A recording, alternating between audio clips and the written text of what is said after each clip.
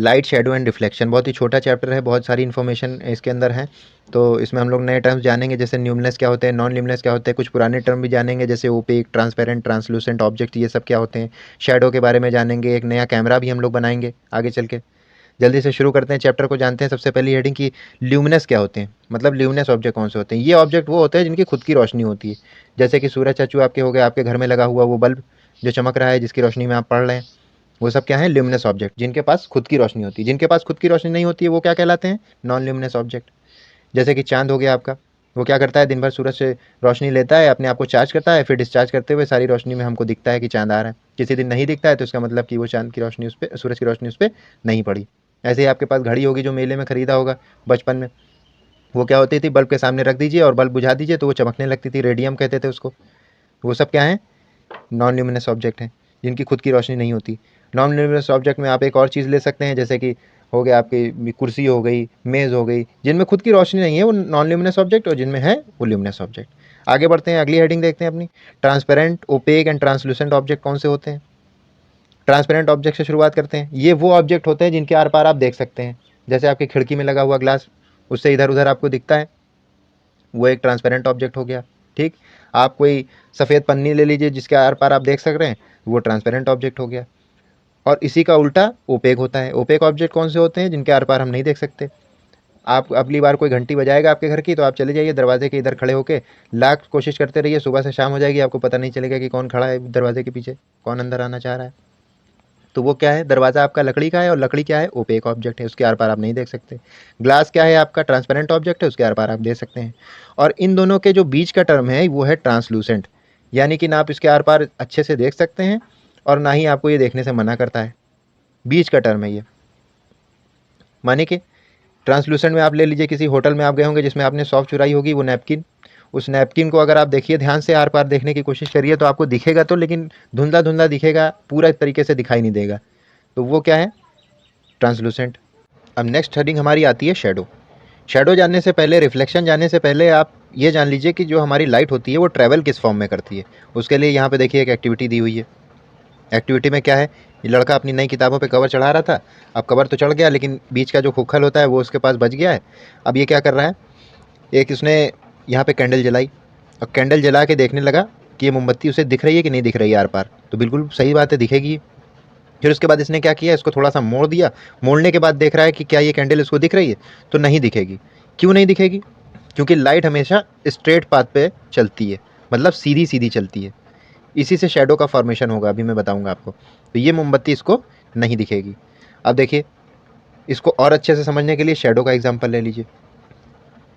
ये देखिए शेडो का एग्जाम्पल क्या है इस एक्टिविटी में, कि एक टॉर्च जलाई और पीछे एक पेपर लेके खड़ी हो गई लड़की, और ये जो लड़का है इसने जो सामने से लाइट आ रही है उसको रोक लिया। कैसे रोक लिया, क्योंकि ये एक ओपेक ऑब्जेक्ट है जिसके आर पार लाइट नहीं जा सकती, और ये जो बगल में कुछ नहीं है इसके, तो यहाँ से लाइट चली गई और ये वाली लाइट इस पेपर पे पड़ रही है। और जो इसने रोक रखी है लाइट, यही शेडो का फॉर्मेशन कर देगी, यानी परछाई का फॉर्मेशन कर देगी। जो लाइट इसने रोक ली वहीं यहाँ ये वही लाइट यहाँ पे जाके शेडो हो गई। ठीक, अब देखिए ये कुछ और एग्जांपल हैं शेडो के, जैसे कि ये आपने कलाकारी देखी होगी, कई लोग करते हैं, सामने हाथ रखा, टॉर्च मारी दीवार पे, और देखिए शेडो बनती चली जा रही है।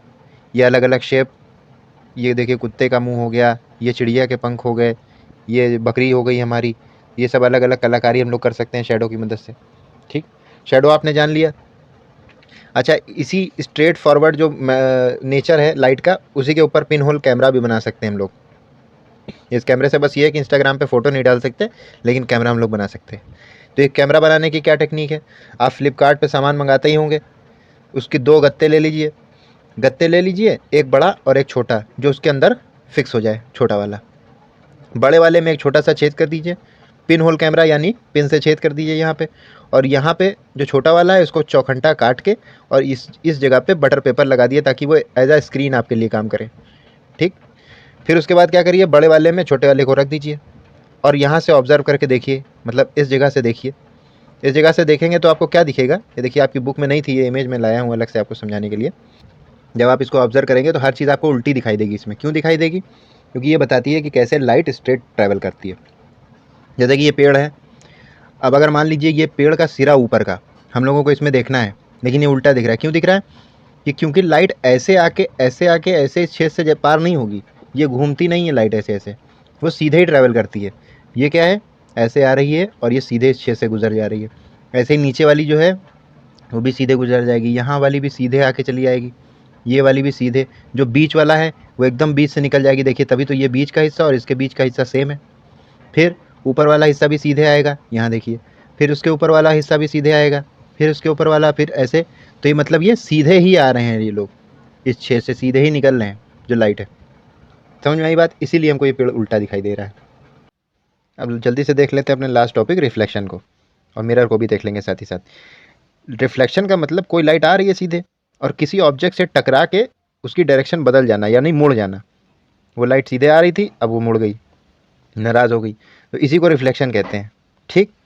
और ये होती कैसे है? ज़्यादातर मिरर से होती है, शाइनी सरफेस से होती है। जैसे कि अभी देखिए यहाँ पे लड़की मिरर लिए हुए खड़ी है, आपने इस मिरर पर लाइट मारी, सीधे सीधे गई और ये फिर यहाँ मुड़ के इस लड़के के ऊपर आ गई। आपने बचपन में मेले में लेज़र लाइट के मदद से भी देखा होगा, मार रहे हैं शीशे पे, पड़ रही है दीवार पे। इसी को रिफ्लेक्शन कहते हैं, कि लाइट का बेंड हो जाना, मुड़ जाना किसी ऑब्जेक्ट से टकरा के। ये जो लास्ट वाली एक्टिविटी है, इसमें सारी चीज़ें जो आपने चैप्टर में पढ़ी हैं वो सब देखिए डिफाइन हो रही हैं। लाइट स्ट्रेट आ रही है, इस ऑब्जेक्ट से टकरा रही है जो कि ओपेक है, और फिर शैडो का फॉर्मेशन कर रही है, यहाँ पर छाई बन रही है। ये शैडो इस मिरर से टकरा रही है और ये फिर शैडो बदल जा रही है, अपोजिट डायरेक्शन में बेंड हो जा रही है, रिफ्लेक्शन बता रही है। तो ये सब चीज़ एक ही डायग्राम में आपकी क्लियर हो गई। तो चैप्टर हमारा यहीं पे ख़त्म होता है। हम लोगों ने सीखा ल्यूमिनस ऑब्जेक्ट क्या होते हैं, नॉन ल्यूमिनस ऑब्जेक्ट क्या होते हैं, मिरर क्या होता है हमारा शीशा, और ओपेक ऑब्जेक्ट क्या होते हैं, पिन होल कैमरा बनाना सीखा था, रिफ्लेक्शन का टर्म सीखा था, शैडो कैसे बनती है, ट्रांसलूसेंट ऑब्जेक्ट कौन होते हैं, ट्रांसपेरेंट ऑब्जेक्ट कौन होते हैं। इन सबको एक बार रिवाइज़ कर लीजिएगा, वीडियो ना हो दोबारा देख लीजिएगा अगर नहीं समझ में आया, और क्वेश्चन आंसर जो है मैं नेक्स्ट वीडियो में कवर करा दूँगा। तब तक के लिए have a nice day. Thank you.